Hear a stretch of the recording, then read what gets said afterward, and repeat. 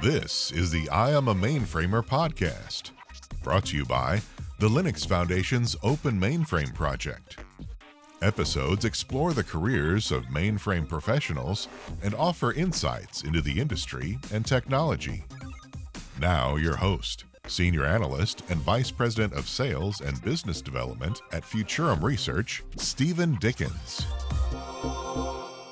Hello and welcome to the I'm a Mainframer podcast, brought to you by the Open Mainframe project. My name's Steven Dickens, I'm your host, and I'm really looking forward to today's episode, which is to celebrate Hispanic Heritage Month.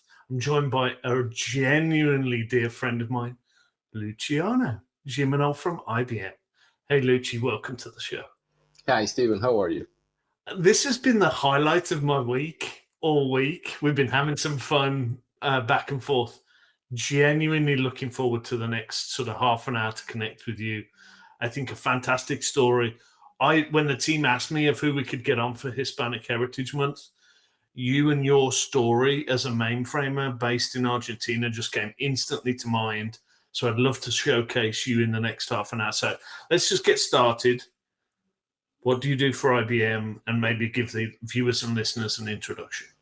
Yeah, sure. Well, my name is Luciano Gimeno. I work as a LinuxONE sales leader for the Americas region. So all the region from Canada to Argentina. And what was the other question? Sorry, Steven. Just introduce yourself. Tell us a little bit about you. Okay. Yeah, so I've been doing this job for 12 years now. But actually, I've been in the mainframe space for around 19 or maybe 18 years. So I started as a ZOS system programmer, and actually I'm proud of that. IBM trained me on that job. So they trained me as a system programmer. I work with people that actually I admired and I respect a lot. So they helped me a lot with a lot of things. I work with people with maybe 20 years of experience. And I did that job for 7 years. I worked as a ZOS system programmer for 7 years. It was not always the same, because sometimes I worked as a ZOS storage administrator, other times as a ZOS administrator, other times as KICS and DB2. And then I joined the sales team in 2011, right? And at the very beginning, I worked as a client technical specialist. So that's the technical part of the sales cycle. And I think that's actually very important, because we sell technology, right? We are a technology company. So, and I did that job for 6 years, almost 6 years. And I worked with customers from all the South American region, Spanish South American region, which includes Argentina, Uruguay, Paraguay, Peru, Ecuador, Colombia, all those countries. So it was really fun to be in that role. But then we launched the LinuxONE brand, and I became like the brand manager for the South American region and Latin America. And I did that job for 3 years. And back in 2020, I joined the Americas team. So basically doing the same thing that I was doing on Latin America, but in the US and Canada too. So let's go back. You're coming out of college. This is first job for IBM? Second job. But I was like 6 months in another job before. So let's talk about, you said IBM trained you to get onto the mainframe. Let's maybe start there. Maybe you've got some technical background. You come into the platform for the first time. What was that like? Because we've got a lot of people who are maybe coming to the mainframe, coming to this podcast, trying to understand what it's all about. We're going to talk about, because I think you've done all of the jobs. So I want to try and understand a little bit about what that experience was like coming new to the platform sort of 20 years ago. It was very interesting, actually, because I was studying in the university. I was studying IT engineering in the university. And IBM was looking for IT people with good English skills. I don't know why I got that job, because your English is fantastic, my friend. You always say this very humbly, but I've been on so many calls with you when we were at IBM, and your English is fantastic. So I have good and bad days. That just that. But yeah, and they start training me on ZOS, and the first look was like, what is this? I knew nothing about that, and they trained me from zero with all the concepts and theory that you can ever imagine. But then I start working with highly skilled people, right? People that work with mainframes for long period of time. So I work with them. I partner with them. They teach me a lot, a lot. They help me a lot. And actually today is the same, but on the same side, right? Back then it was more about technical skills. Right now it's more about selling skills, competencies, and things like that. And you keep progressing, and I keep finding people that I admire and I work with. And this is true. This is. I mean, you know our executives, right? They are all brilliant, and you every time you join calls with them or you work with them, you learn new things from them. So that could be one good advice for all the young people, right? Now that I say that, I don't feel young anymore, but okay. I mean, you need to partner with people that is better than you, basically, and you will learn from them. Well, I think I've been doing this show for 4 years now, and it comes through as a consistent point as I talk to people. The mainframe community helps people with skills. It's a really interesting sub community within the IT space because people are mainframers. This show is called I'm a Mainframer. People associate with this platform and are prepared to help people, whether that's across companies, across vendors. It's genuinely a community. Because we know each other, and we behave like family, basically. And if we don't know each other, we know another guy that work with. So it's like, yeah, family. We help each other, we work together, and that's how it works. Yeah. So you mentioned you did a transition from that technical role. You were doing ZOS system programming and storage. Then you went into the technical role, but in the sales function. Talk to me about that transition from being super technical hands-on to working with clients. It was a challenge, honestly, at the very beginning. It was a challenge because I was a deep technical guy. I was like, don't bother me. I'm doing my job. I'm doing the best I can. This is what I do. I mean, I was not like candid at the very beginning. I didn't know how to talk with people. Those let's say marketing skills that you need to have, like you. I mean, you connect with people easily, right, Steven? I mean, you know a lot of people, you work with them, you talk with them. When you are a technical guy at the very beginning, it's not easy because you're shy. I mean, you don't like to be questioned. You don't like to start doing those things that you need to do on the sales side. So it was a challenge, but I'm happy that I did that change, to be honest. I'm happy. So how did you go about sort of making that change? You're a technical guy, you're in your screen, you're doing what you need to do. Now you've moved into a sort of people side of the business. Still obviously technical, still got to know your stuff, but it's more people, it's more working with clients. How did you make that transition? I don't know. I think I think my wife helped me on that because she's very nice with people, and I learned from her, I think, and that's how I started. I mean, just by looking how other people do their job and try to copy them until I was good enough for doing what needs to be done. So let's wind forward a little bit more. This is where this is the part of your career when we started to get to know each other. Talk to us about Linux on the platform. We have a lot of people on the show who talk about Linux on the platform.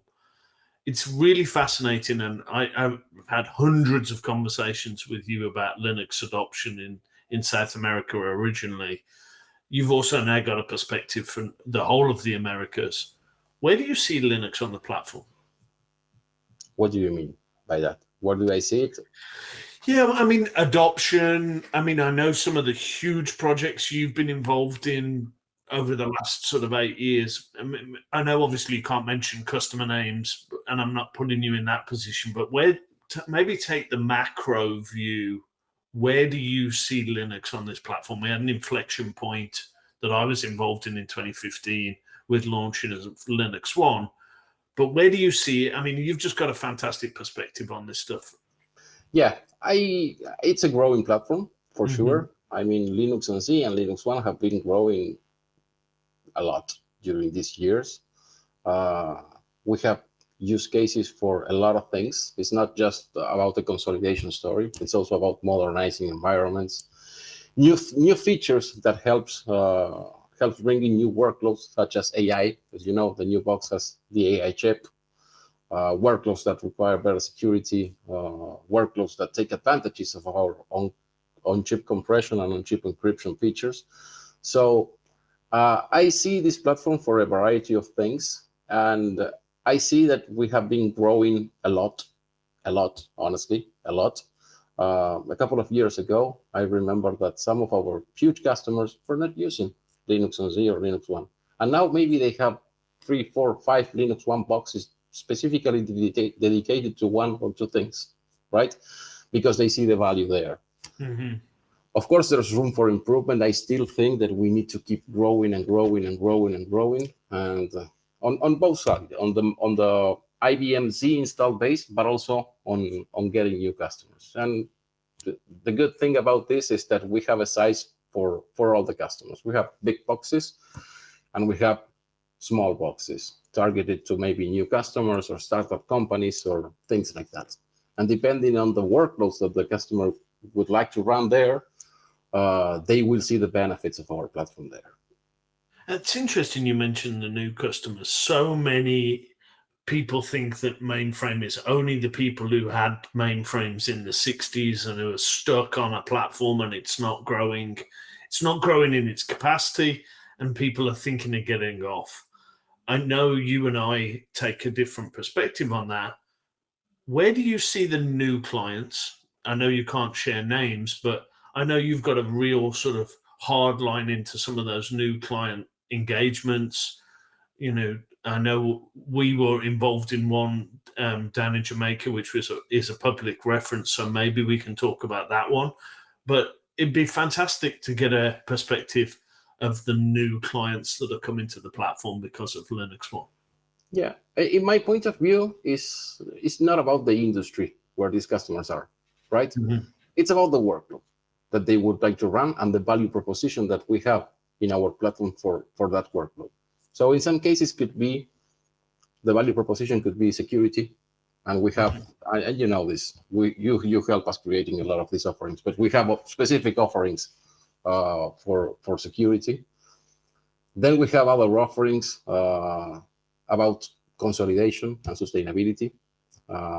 Then we have offerings about modernization and Kubernetes environments. So we have offerings for a lot of things depending on the customer workloads, needs and pains, right? And that's what we need to understand from each customer, because it's not a general purpose server. I mean, we need to understand the final workload that the customer would like to run there, and then show them the value prop there. It's interesting. You mentioned Kubernetes. I think the traditional kind of legacy view of the mainframe is ZOS, proprietary. I mean, we're recording this for the Open Mainframe project, so which is a project hosted by the Linux Foundation. So people should think it's open, but maybe just I know from some of the work that you and I talk about, you've got a fantastic perspective on Kubernetes on the platform, and we've also got probably some technical depth that a lot of people haven't got. So where are you seeing that on the platform of late? So, I mean, when we talk about Kubernetes or OpenShift or those kinds of workloads, it's not a LinuxONE only thing. It could be on IFLs too. It's both things. And about the traditional workloads, the ones you mentioned, like Kix, DB2, all the ZOS traditional things, what I think is not everything needs to be changed. Some things will need to be modernized because we want to add new functionalities. And there is where OpenShift plays, right? And if you put all the things together in the same box, of course, you will have a lot of benefits, like co-location benefits, less latency, less amount of servers needed. And with that, you'll get all your sustainability benefits. And sustainability is like a big umbrella for us. But it's about consolidation, right? And the consolidation brings the sustainability messages. And actually, I think that the mainframe and the LinuxONE platform, it's a tool for achieving the ESG metrics that our customer have. It's not just like something that will tell you how good or bad you are on the sustainability side. It will help you achieving those metrics.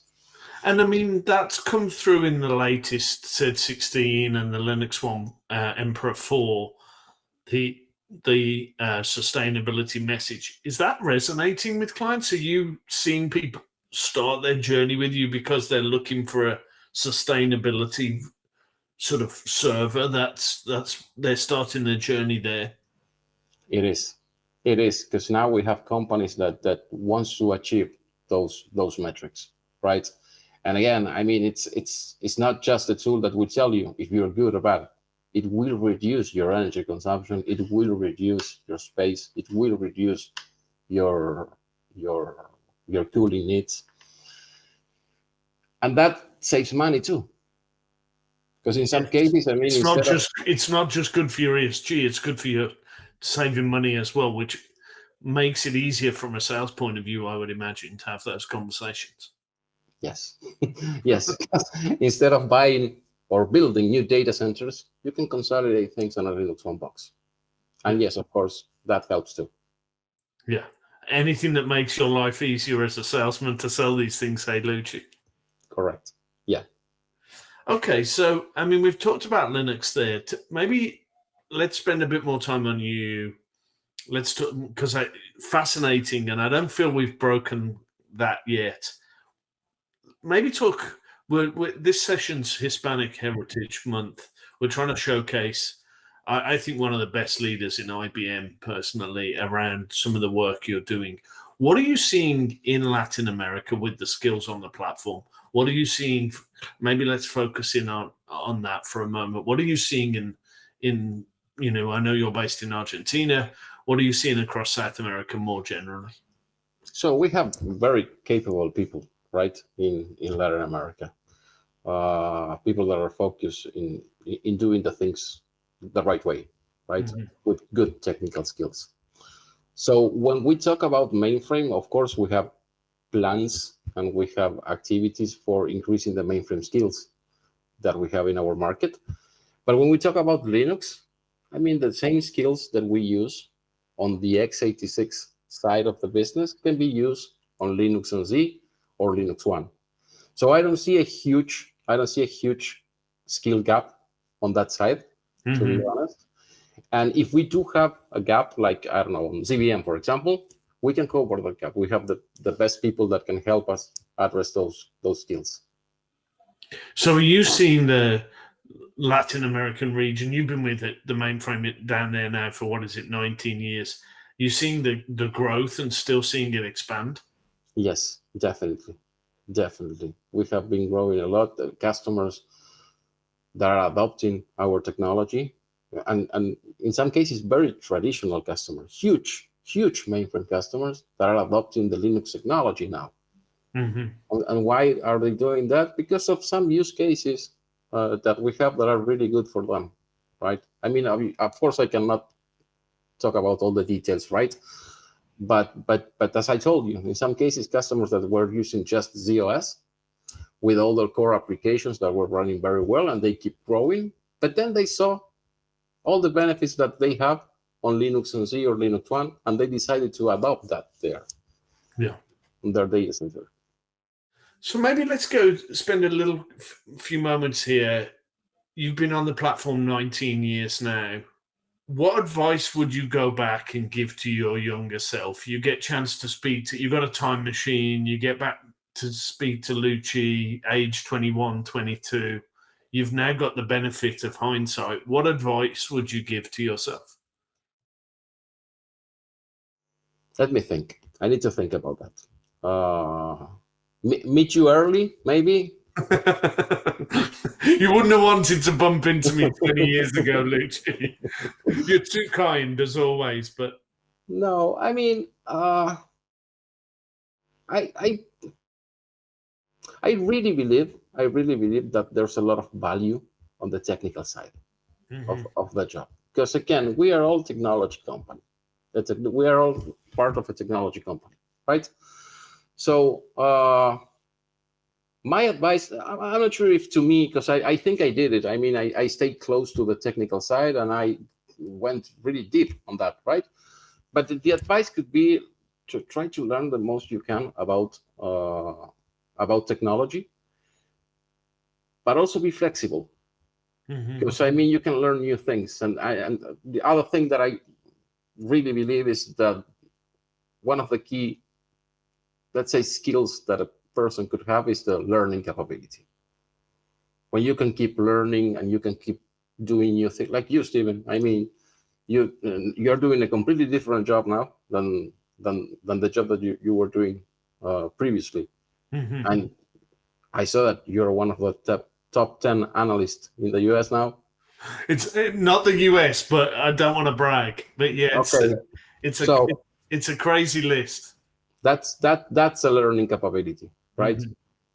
And I think it's interesting, and thank you for the comments there. But it is interesting that the one I've been doing this for 4 years now, this podcast, and one of the things that consistently comes through is flexibility, willingness to learn. I continually ask this question in every episode, and probably 90% of people say the same thing. I haven't done the work to analyze it, but most people's answers is the same: flexibility, willingness to learn. It comes across very much in these calls. So what are you saying? That I'm not original? I'm saying the same thing that the other people said. No, I don't know how to answer that now. You've stumped me. No, I mean, I'm agreeing with your point. And the ability, it's intellectual curiosity and the willingness to learn. Yeah. I mean, you can get stuck with one skill or with one thing. You need to progress, right? And one thing that is interesting, because I'm saying that, but I also said that I'm on the mainframe space for the last 19 years. But it was not always the same. I mean, different job roles, different skills, different workloads. I mean, a couple of years ago, and you remember this very well, we talk about pervasive encryption, for example, security thing. And I'm not an expert at that at all. So I had to learn a lot about security just because of that. AI, that's another thing that I had to learn a lot. And we all learn, and we all keep learning about new things because our platform is also flexible. I mean, I think I said this to you. The mainframe from the 60s is not the same that the mainframe that we have now. It's like, I mean, the Porsche 911 was built in the same year than the mainframe, 1964, right? And if you compare that Porsche 911 with the new Porsche, it's completely different, right? It's just different. It's electric. It's got different automatic gearbox. It's got, so many technology, CarPlay, whatever electronics. It's nothing like a 911 from 1964. And the mainframe's not the same either. Not the same at all. Not the same at all. Now it's we have perfect analogy. Yeah. So that, as always, you're a great guest. That leads me on to, we've just looked back in that sentence. One of the questions I always ask, and I'm really fascinated with your answer, is where do you see the mainframe 5 years from now?